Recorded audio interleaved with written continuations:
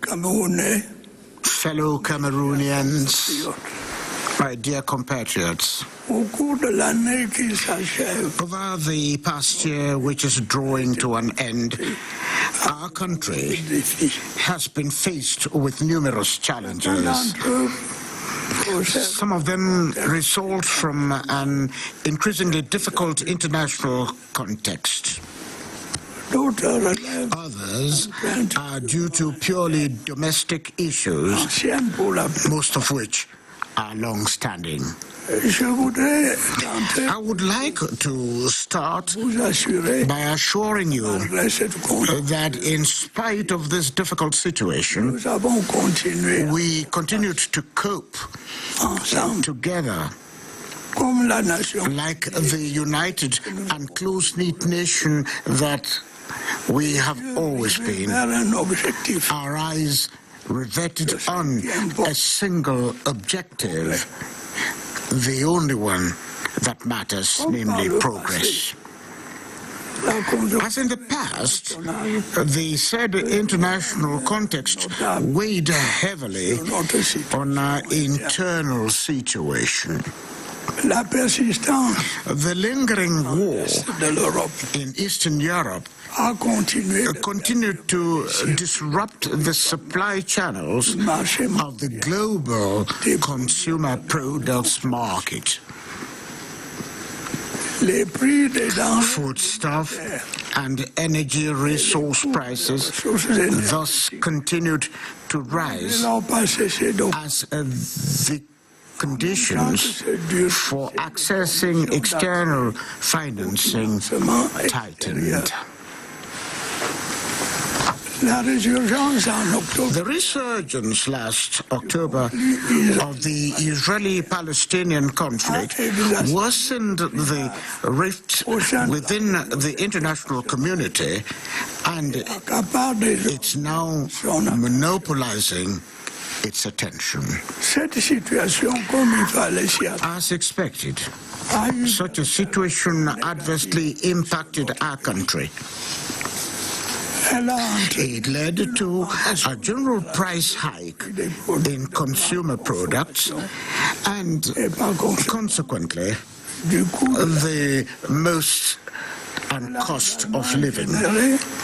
It also resulted in various types of shortages, including a shortage of petroleum products. My dear compatriots, the difficulties that I have just mentioned in no way dampened my resolve to work for the well-being of our population, who, without any doubt, massively trusted and continue to trust me. Despite the unfavorable context, the government, under my authority, continued to in action with greater determination. The laudable efforts made following the COVID-19 pandemic to ensure economic recovery yielded appreciable outcomes. The resilience of our economy was confirmed. Proof of this is our growth rate continued to progress and was estimated at 3.9% in 2023, thanks notably to the performance of the non-oil sector.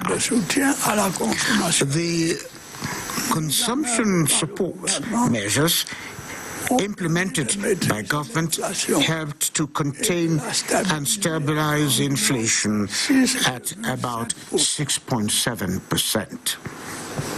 The implementation of various projects was continued or launched to meet the aspirations of the people and improve their well-being.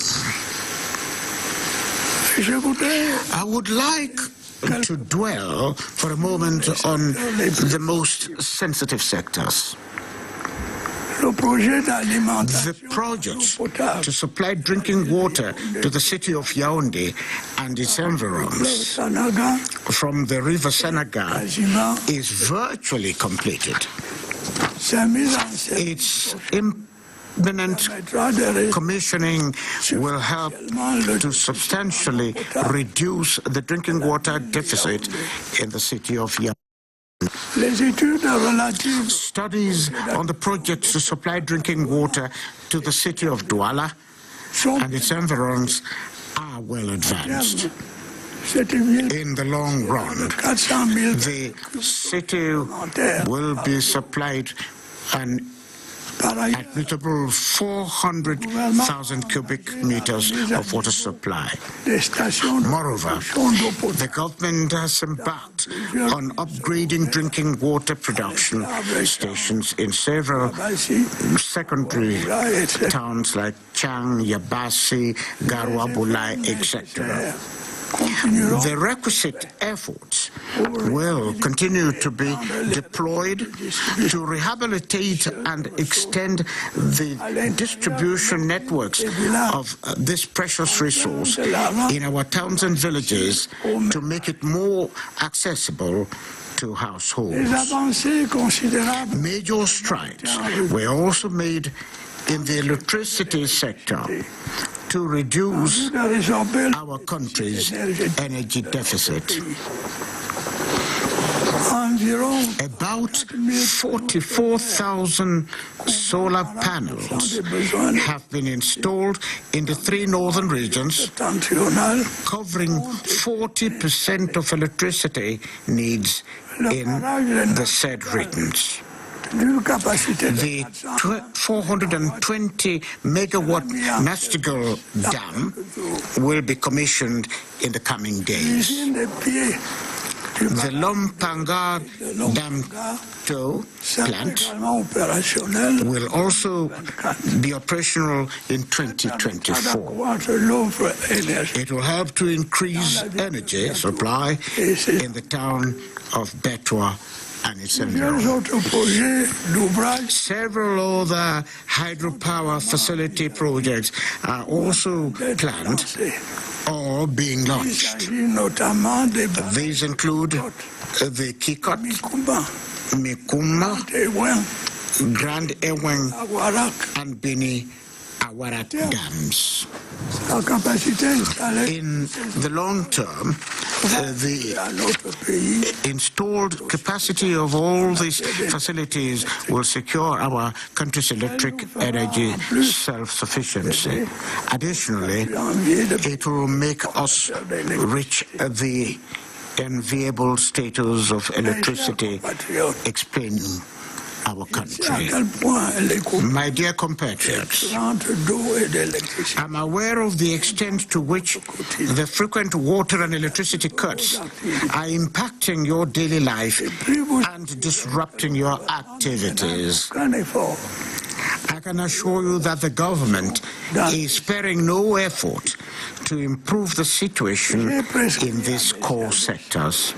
I have instructed my office to ensure celerity in administrative procedures and in sourcing for related financing by the relevant ministries.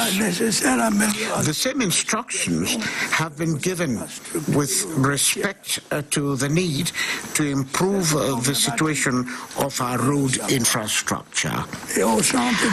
As you must be aware, this problem is at the core of my worries. The related challenges are multiple, the most acute of them being the inadequacy of financial resources. However, I am pleased to note that we are also making relentless progress in this sector. I am therefore satisfied that during the year ending, over 700 kilometers of roads were asphalted or rehabilitated nationwide. Several related highways engineering structures were also built in the process. Construction works on the Lekye Loop, as well as the Kumba Ekondotiti and Babaju Bamenda roads are ongoing and will be continued at a satisfactory pace. Regarding the Ebolova-Kribi Road, negotiations with donors, which for long were stalled by environmental issues, are finally being concluded. All the requisite measures will be taken to ensure that the construction of this road, so eagerly awaited by the population concerned, effectively starts in 2024. I recently issued instructions for the rehabilitation of the Ngaoundere-Garwa road. Negotiations are also ongoing with our financial partners for the completion of the construction works on the Mora-Dabanga-Kuseri road and the rehabilitation of the Edea-Kribi and Douala-Bafoussam roads. The repair of urban road networks is continuing in towns of Marwa and Ngaoundere. The related program will extend to other regions. Motorway projects will not be left out during the coming year, with particularly the launching of the construction of the urban sector of the Yaoundé-Simaleng motorway and that of phase 2 of the Yaoundé-Douala motorway. Additionally, faced with the worsening situation, I have instructed the government to urgently find a lasting solution to the problem of household garbage collection in our cities, in collaboration with councils and city councils. Fellow Cameroonians, my dear compatriots, over the past 2 weeks, you were faced with a shortage of petroleum products, suffering many inconveniences as a result. To address this situation, I have instructed the government to take urgent measures to ensure constant supply of the market. However, the challenges in the sector are broader and more complex. You must be aware that to maintain pump prices of fuel at their current levels, which are far below those in neighboring countries, the state has to make huge financial sacrifices to subsidize petroleum product imports. The burden of these subsidies weighs heavily on our budget and significantly reduces the much-needed resources to address their problems facing our people.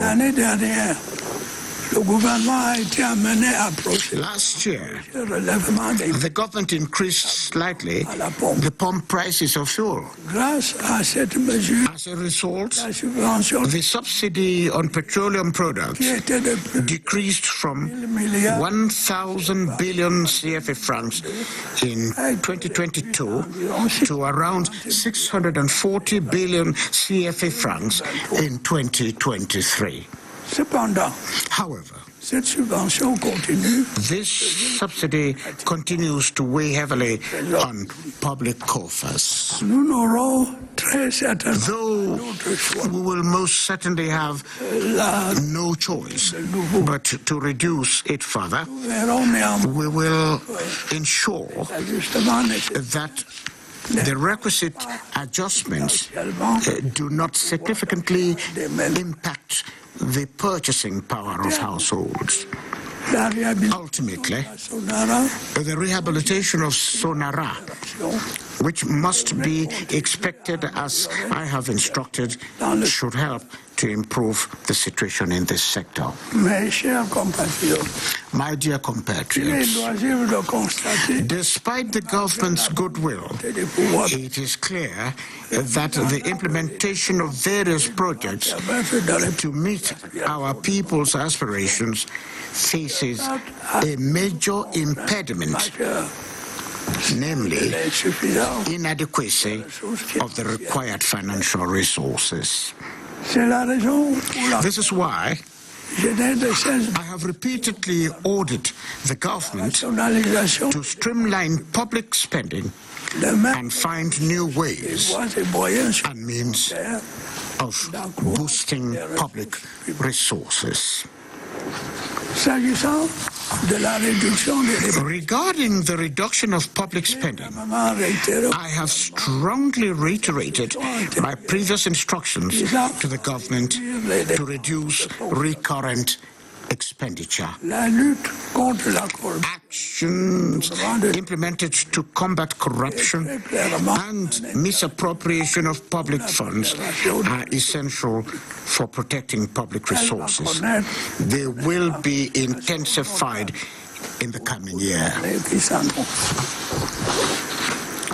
The 3-year integrated import substitution plan of 2024 to 2026, which I have instructed the government to implement, is also part of my effort to enable our country to save on these precious resources. This plan should help to reduce the negative impact of imports on our trade balance by strengthening our foreign sovereignty. Its deficit is estimated at just over 1,500 billion CFA francs per year.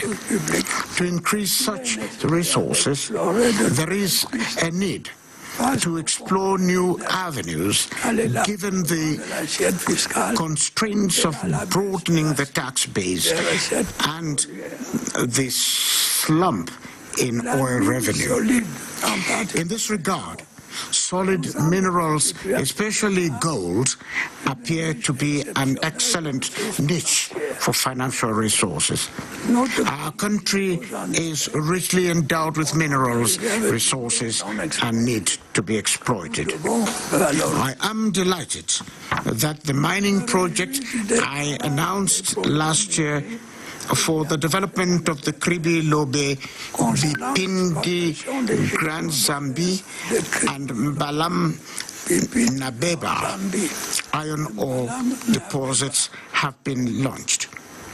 Improving the business climate is clearly a prerequisite for attracting foreign investment and creating a robust private sector that should facilitate our transition to emergence through dynamic job and wealth creation. Trust in the judicial system is inevitable for perception of the business climate. As you are aware, the judiciary is one of the pillars of the rule of law. Therefore, it is imperative that it should act with complete impartiality and should be impervious to any interference. I would like to assure you that as guarantor of the independence, I will continue to take drastic measures against that. My dear compatriots, allow me to say a few words about the national education sector. Despite the government's effort, calm has been fully restored therein. Yet, according to stakeholders, the government has made commendable efforts in this regard. In addition to the various types of measures taken by the relevant ministries, more than 72 billion CFA francs was disbursed in 2023 to cover related expenses. An additional amount of 102 billion CFA francs has also been provided in the state budget for the 2024 financial year to cover residual expenditure. Therefore, it will be difficult for us to accept that a handful of teachers who seemed to have ulterior motives should continue to hold our children's education hostage. Let me be clear on this issue. As much as I am committed to ensuring that teachers practice their noble profession under appropriate conditions, I am equally uncompromising about respect for the right of our young people to education. Strong measures will be taken to ensure that our children do not fall victim to substantial education. Constructive dialogue will also be pursued with the recognized trade unions to address the aspirations and concerns of teachers in a peaceful manner. My dear compatriots, regarding safety, numerous road accidents continue to plunge families into mourning and rob the country of precious human resources. I want to make it clear that this is unacceptable. Once again, I appeal to the sense of responsibility of drivers and bus service operators.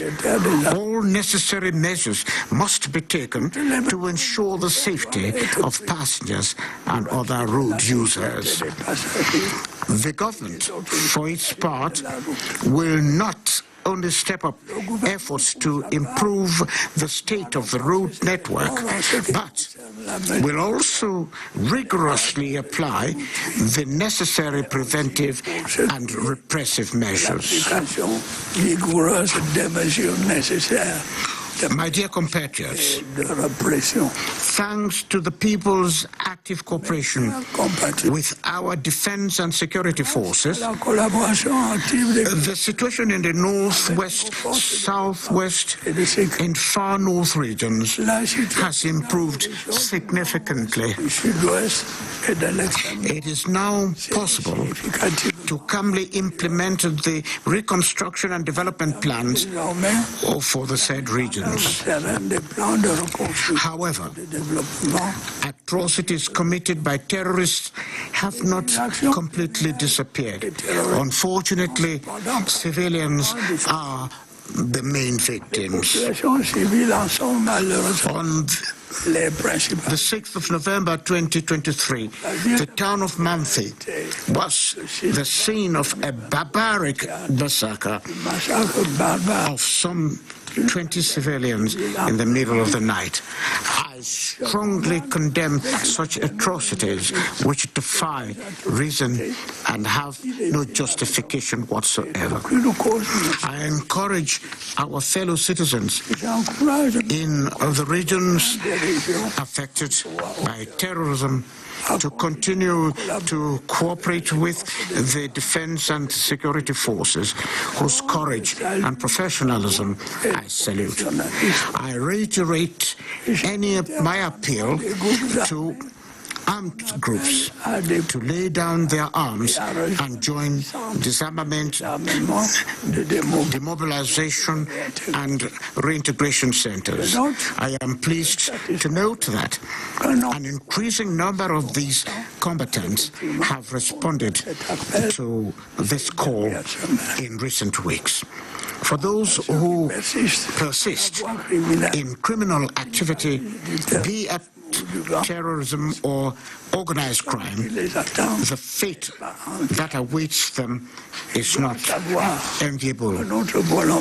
They must know that our firm determination to ensure the security of our fellow citizens will never falter. Fellow Cameroonians, my dear compatriots, in a few weeks, our beloved indomitable Lions will participate in the 34th edition of the Africa Cup of Nations in Côte d'Ivoire.